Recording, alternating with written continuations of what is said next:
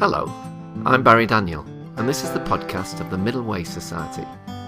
Our aim is to encourage a universal approach to living a more integrated, ethical life, avoiding dogma or any appeal to authority.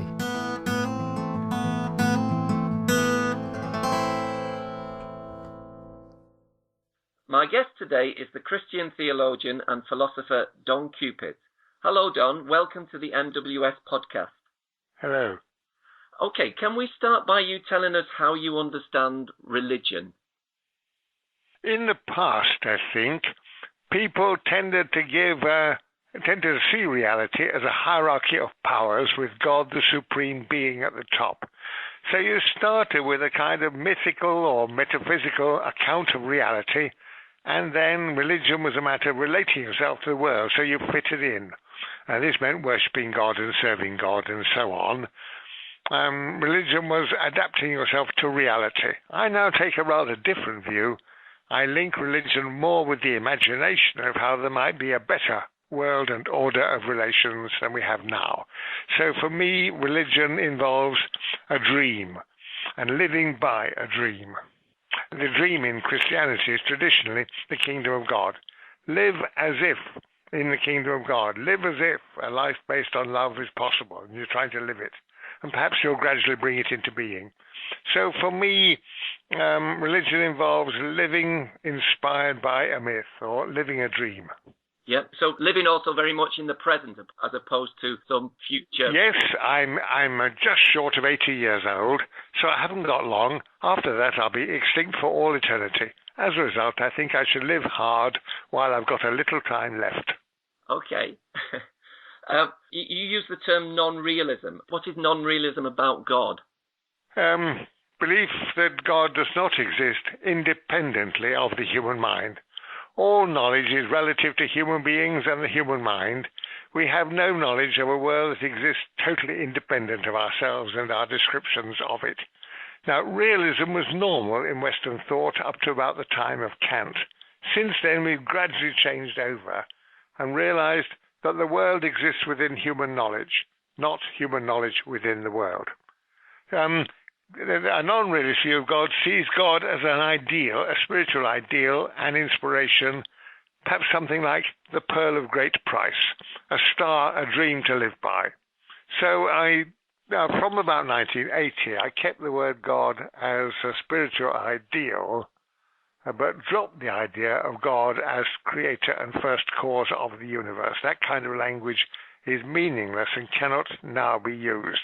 We should look to science to tell us about how things began. We should look to religion to tell us how we should orient our lives. Okay. Are you sympathetic in this regard to understanding God in archetypal terms, in Jungian terms?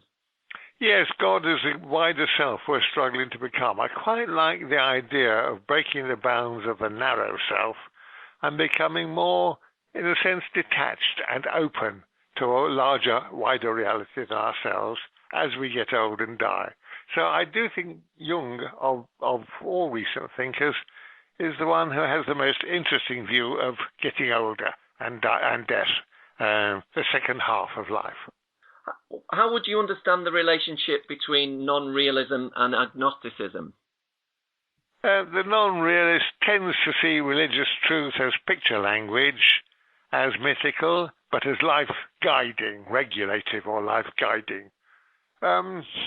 Agnosticism is a rather different view. It's agnostic about metaphysical knowledge. We don't claim any metaphysical knowledge, nor are we dogmatically against it. We simply set this aside. Whereas non-realism usually takes a regulative view of religious truth. You need to have some kind of picture of something beyond your present experience that you're aiming for. Think of Martin Luther King's I Have a Dream, which expressed very well, I think, the American blacks longing for a better world, longing for liberation in a particular historical context. That very, very inspiring speech ultimately goes back to the preaching of Jesus about the kingdom of God, but it's got a lot of black history also woven into the form the speech eventually took. But that's a good example, I think, of religious yearning in modern terms. In that sense, can you see objectivity in a moral sense incrementally? Like how we use the term in everyday speech, come on, be more objective about this. Yes, you mean as when people use an approximationist view of scientific truth, they think that in science we're getting gradually closer to objectivity as our theories improve. Yes, I give up that idea. I think that all there is out there is a kind of empty flux of becoming, which our language turns into a world, and we agree a picture of the world by our conversation among ourselves, but we should give up the idea of objectivity. Okay. Sorry. Objectivity, totally independent of ourselves. We can never leave our own language and our own humanity entirely behind. We're always inside ourselves. We don't know any other world than the world of human life. It's where we start. It's where our whole lives are lived. We never get out of it. Have you been influenced by Wittgenstein in this regard? Amongst others, yes. Actually, the changeover from the traditional metaphysical realism to today's view gradually starts to take place through Kant and Hegel and the debate since. Great figures include Nietzsche, Heidegger, Wittgenstein, and Derrida. These are the main modern thinkers. It's something like a journalist view of the world in language on your breakfast table in the newspaper every day. That's the nearest we get to objectivity, a human perspective within a human perspective. I suppose you could say Wittgenstein saw meaning as created by the use of words within the conventions of society. That's right, yes. Nowadays I make philosophy of life, our basic philosophy, and I start by analysing the way the words are used in ordinary language. Because ordinary language was our first great intellectual feat, was to learn our own mother tongue. And after that, ordinary language remains extraordinarily interesting, and you can discover which way human beings are going spiritually by looking at the changes currently taking place in ordinary language. Have you ever come across the theory of embodied meaning by Lakoff and Johnson? No, I haven't, no. Okay, well, we'll leave that one then. How did you reconcile being an ordained priest of the C of E and not believing in a realist God? Well, there are some questions about the Bible itself. Oddly enough, if you have a look at the first epistle of St. John in the New Testament, that more or less equates God with love. It seems to say that God is love, and to mean love is God, i.e. God is a spiritual ideal, love that you live by and for the sake of. Or think of St. Paul at Athens saying God is that within which we live and move and have our being. God is everything, the whole of life. Life is God, even. So the roots of a non-realist view of God can be found in the Bible too. I am, by the way, still today an ordained priest of the Church of England at the age of 79 and 11, 12. I've kept there because all my friends are there, and my primary market is the Church of England, which used to be a rather intellectual church. Yeah. A lot of Anglicans, historically, have always liked Plato, and they've always liked the Quakers. We've always liked the idea of demythologizing Christianity. Now, the publication of the book Taking Leave of God in the late 70s was a real turning point in your life. Has the Christian community now, in the UK at least, come round at all more to your views than they did then in the 80s? A great many theologians privately agree with me, but you can't say so publicly. Right. It's true that Taking Leave of God came out in 1980. It finished my career, and in a sense, you're an outcast after that. You can't be promoted in either the church or the academy. You get marginalized. Nevertheless, you have to battle on and build up a literature, and that's what I've done. I'm at present writing my 50th book. I'm battling away to establish a large body of work to try to persuade the church that it cannot go on drifting more and more into our irony, i.e. knowing very well this message isn't true, but refusing to modernize it. In a curious way, the church both believes and disbelieves its own message. That's a postmodern church we've got. We're not serious about believing that Jesus ascended bodily into heaven. That's what's in the creed. But nobody thinks that heaven is a world up in the sky where human beings walk about in bodies.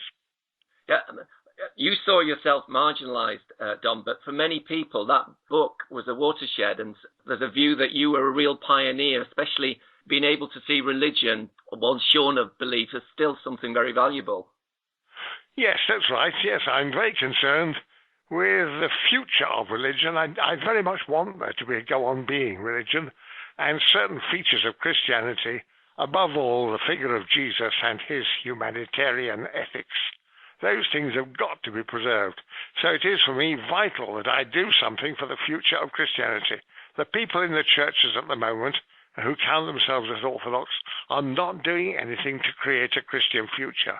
They're merely holding on to a declining Christian past, which is fading away very fast. And by the way, if you notice, amongst the churches, Christianity is nowadays little more than church-going.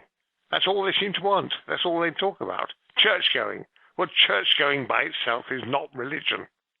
Your views, what you're just saying now, in some way, to me, relate to how Kierkegaard felt in the 19th century about the Danish church. Can you see any correlation there? Well, for many years I was strongly influenced by Kierkegaard and admired his individualism, his very high level of consciousness, and his account generally. I've moved away from individualist existentialism now. I don't think the self lasts that long, and I think we've got to become even more post-metaphysical than Kierkegaard himself. Okay. We've got to accept that we're transient parts of a flux. Everything flows, everything pours out and passes away, carrying us with it. We are not immortal. Okay. How do you think non-realist Christians should understand then the status of Jesus? He's a teacher, and he teaches that if you start to live a life of love without resentment, without any negative or hostile feelings to anybody, you can begin to live a new kind of life in a new world. That's the coming of the kingdom of God. It'll be there when we choose it and start to live it. And I very much admire the early teaching of Jesus and his example. I still do. I'm a fellow of the Jesus Seminar in California and have attended some of their conferences and so on, and keep in touch with their work. I'm primarily a philosopher, but I'd like to keep the ethics of Jesus. By the way, notice there, in our own society, there are still a lot of people who want revenge. When they use the word justice, they really mean revenge, and they nag away till they get it. They want to see somebody else suffering. Yeah. But for me, the key saying of Jesus, the one that really is his, is love your enemy. Can you live without hating anybody and without having hostile, negative feelings about anybody? Can you be completely solar, I call it, just pouring yourself out and passing away? I say that the self is to be expended. We should live as the sun does. We should come out and put on a good show and pour ourselves out into the flux of life. You've also described yourself in the past as a Buddhist Christian. Can you explain what you meant by that? Particularly, practice comes first. The Buddha says you don't have to decide first whether God exists or not, whether the soul is immortal or not, how the world began, before you can start to live the life. Start to live the life now, walk the way, and let the other things sort themselves out as you go along. That's a primary Buddhist doctrine, and I agree with it, because I'm in some ways also a Christian Marxist. I want to put practice before theory. Okay. Stephen Batchelor, the secular Buddhist author, once said that the closest affinity he has with another author in terms of his work is not a Buddhist, but you, presumably for similar reasons that you've just stated. Yes, but I feel rather the same. It's very strange that Stephen went straight from school to the court of the Dalai Lama in Dharamsala in India and started his studies as a Buddhist monk at the fountainhead, in a way. Whereas I had a completely establishment education, public schools in Oxbridge, science and theology and philosophy. My education was Western establishment. His was completely different. But now, decades afterwards, we find ourselves with more or less the same views. And that's rather encouraging because it leads me to think we might one day be able to evolve a religion for the whole of humanity, no longer sectarian at all. So that's if I were to collaborate with Stephen, it would be on an attempt to describe a religion for all humanity. You interpret Jesus as being a sharp critic of the secular-sacred distinction. Is this an example of the middle way? Yes. Interestingly, although Jesus talks about the kingdom of God, all his parables are about ordinary life and about human relations between master and worker or between parent and child or whatever in ordinary everyday life. So in a curious way, Jesus seems to be saying, if you knew how to live ordinary life properly, you'd be in the kingdom of God, you'd be religiously completely happy. And I like that. I like the way people are returned into ordinariness to look at it again. That means that in my religion, there is no elite of experts with super insight into super truths. No, my religion is one for ordinary humanity in the middle of life. Okay. What is your view of the middle way, Don? It's not quite in my vocabulary, but I do recognize from what I've read of Robert Ellis's ideas a certain affinity and similarity with what people like Stephen and I are saying. Yes, we've got to work away at developing as simple and clear a vocabulary as we can get to find something we can communicate to a secular age. Do you know, in the world we've got, people understand only fundamentalism. Any kind of novelty in religious thought they find very difficult and hard to understand. They prefer ultra-conservatives or whatever. I don't know, instead the point, but by the way, I wonder if middle way people are, as I am, rather impressed by Pope Francis.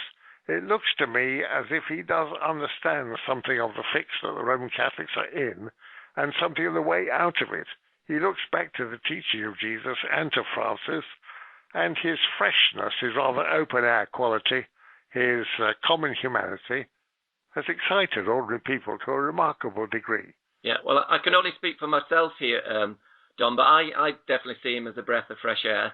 Yes, that's right. Too much of Roman Catholicism is very indoor and cave-like almost, artificial, hyped up and rather rigid.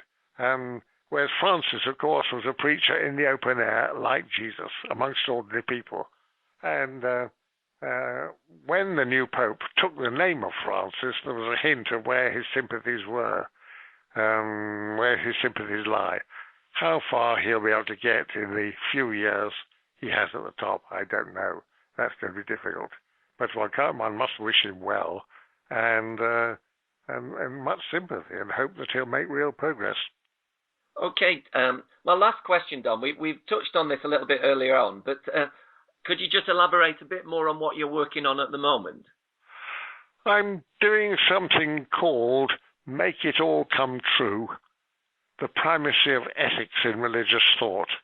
And I'm contrasting the old religious way of thinking, which put doctrine first and ethics as a response to doctrine, with a new way of thinking which puts ethics first and as its background simply has ordinary life. But doctrine comes second after ethics. So I'm trying to shift a bit, both philosophy and theology, because of my non-realism taking me more and more towards nihilism and the need for a fresh start. I'm looking to the imagination and to ethics to make that fresh start, both in religion and in philosophy. And thinking about the mess we were in after World War II, and the mess that particularly Germany was in, one felt that all the old realities were destroyed. They destroyed themselves. Somehow, human beings have got to find a way of rebuilding. And in this new essay, I'm trying to indicate how I think it can be done. And so are you, in a sense, advocating more an orthopraxy as opposed to orthodoxy. Yes, I don't really want to prescribe an ethics much at all, except to say that the Buddha and Jesus, and perhaps Nietzsche too, wanted to live entirely without hostile feeling or resentment towards anybody. They wanted to get the antagonism and the suspicion and the envy and so on out of human relationships. So I like that tradition. I think we should find a way of renewing it for our own time. And by the way, there's one contemporary I should like to mention, because she's just becoming famous, and that is a Dutch Jewish woman who died in Auschwitz in 1942. Her name is Etty Hillesum. Her complete surviving works have just been published. I'll have a look at that too. Well, thank you very much, Don. It's been a pleasure talking to you today. It's been really interesting. Thank you.